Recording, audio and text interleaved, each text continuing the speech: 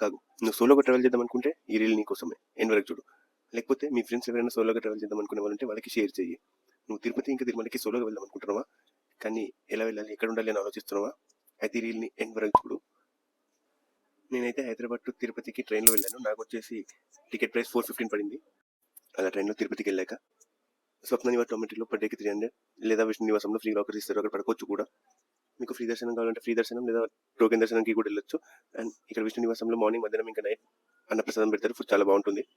తిరుపతి నుంచి తిరుమలకి bus ticket అయితే 90 రూపీస్ ఉంటుంది. ఇంకా తిరుమలలో వెంగమాంబ అన్నప్రసాదం అయితే అసలు చెప్పక్కర్లేదు.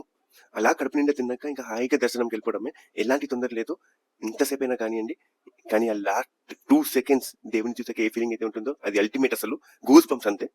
ఇంకా శ్రీవారి దర్శనంతో మీ తిరుమల యాత్ర కంప్లీట్ అయిపోతుంది. హైదరాబాద్కి రిటర్న్ టికెట్ కూడా ఆల్మోస్ట్ అంతే ఉంటుంది. మీకు ఈ రీల్ నచ్చేటైతే ఇలాంటి ఇంకా కావాలనుకుంటే బడ్జెట్ ట్రావెలింగ్ ఫాలో కొట్టండి ఫ్రెండ్స్. బాయ్.